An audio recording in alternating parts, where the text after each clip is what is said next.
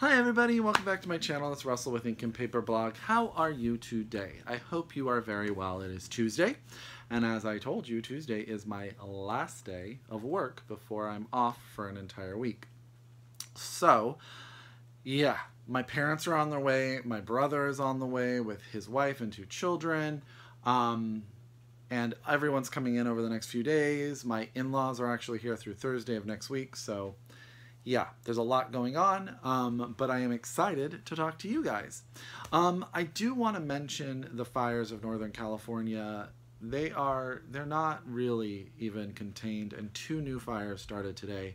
So any of you that watch this channel and that are affected by the California wildfires, I want to send you my best wishes. I hope you're safe. I hope your families are safe. And yeah, big hugs and wishes sent to your direction. I have dealt with fires actually my whole entire life. I was in San Diego years ago when they had a major fire, and the devastation that reigns from fire is just horrifying. So I wish you all the best, and I hope you are all safe. Safe. I'm going to do my autumn Readathon TBR today. And as you guys know, Mercedes over at Mercy's Musings is doing this readathon in celebration of her 30,000 subscribers, which is fantastic. And she deserves all of you because she is amazing. And so that's super duper exciting. But I wanted to share with you something I bought first that I think are just adorable. I went on and purchased some pillow covers for some new pillows for my reading area. And I just thought I'd show them to you guys first because they are so cute. First one. How cute is this pillow, you guys? But it's not the cutest one. But it is darn cute. Kind of looks like me, huh? Second one. You guys ready? I don't think you're ready. Oh, that was crooked. Oh my goodness. How cute is this pillow? This is a reader's pillow. But it's still not the cutest one. This is the cutest of the pillows. Oh my goodness. This actually matches part of my tattoo where I have an owl sitting on a pile of books, and I love this pillow. So I hope you guys liked that interlude of pillows because I think they are adorable. So getting on with the readathon, there are 4 main categories and 2 extra categories. As I said, I have so much family coming in that I'm really going to try to read as much as possible because I do have the time off.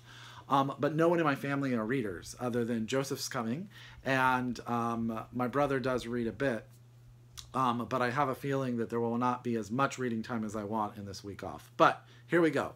First book. First book is to be a spooky book, so for that I'm choosing The Children's House by Charles Lambert, or Lambert.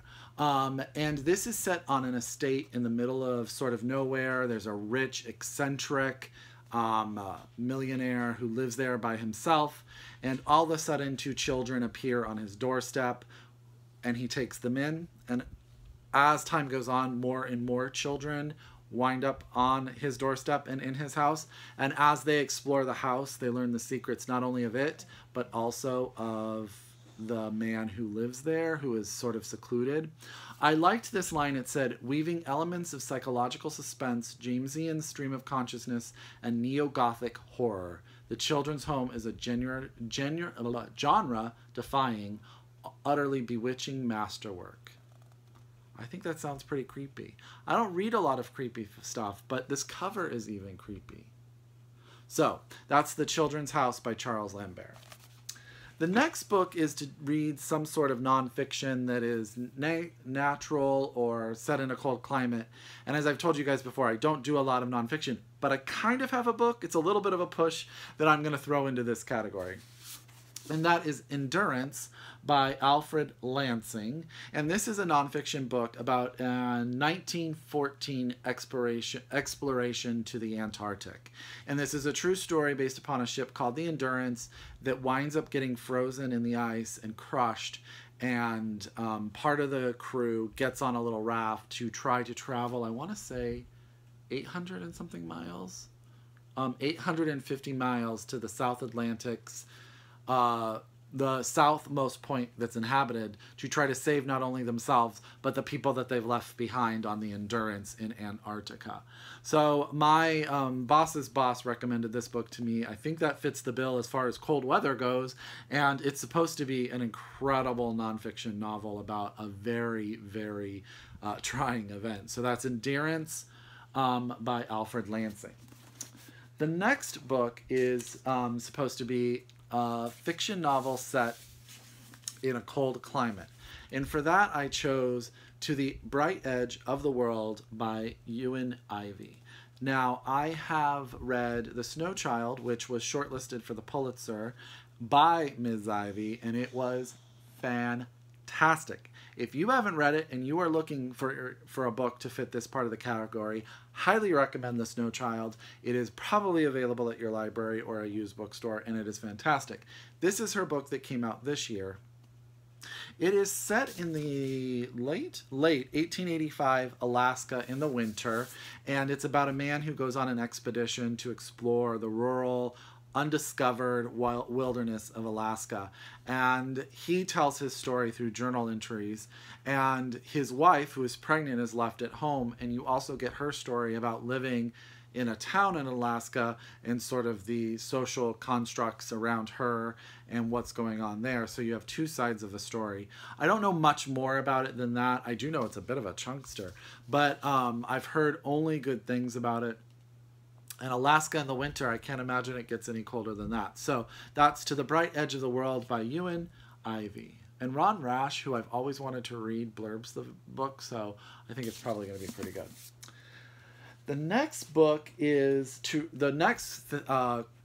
category is to read something that's historical, like a historical fiction novel. And for that, I chose His Bloody Project by Graeme, Macrae, Burnet. And this was actually longlisted.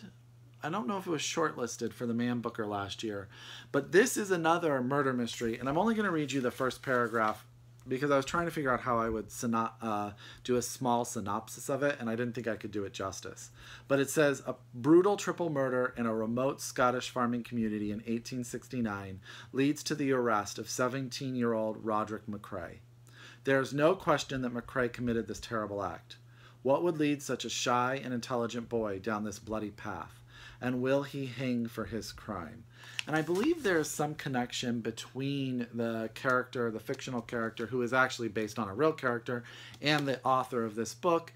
And historical documents are sort of woven in, but it definitely fits the bill of a historical fiction novel.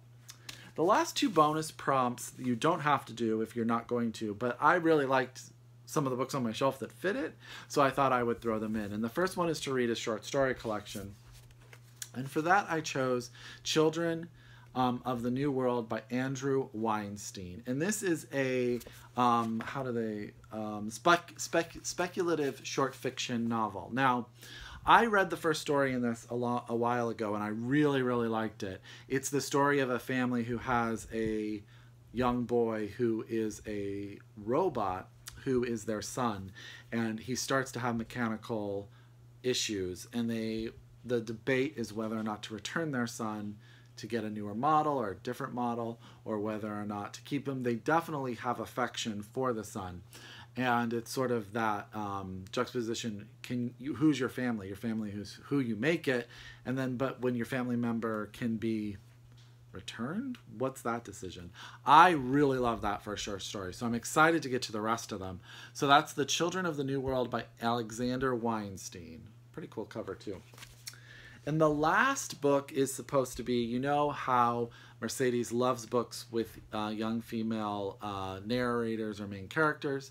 I was going to choose Claygirl for this, but I feel like I have a lot of heavy books, so I wanted to choose something that may be a little more fantastic.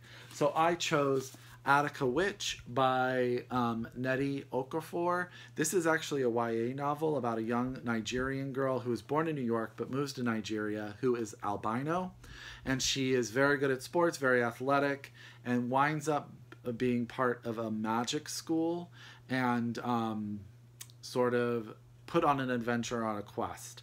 I think it's going to be very exciting. Everyone I know who's read it has said it's very good. I think it would be a fast read. And so that's Attica Witch by Nnedi Okorafor.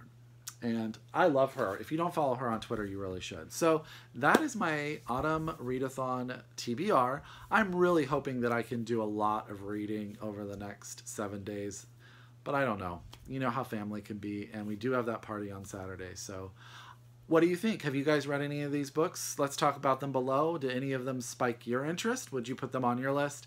As always, if you are a return subscriber, thank you so much. I appreciate you guys.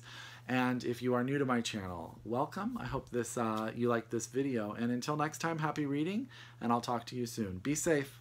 Bye.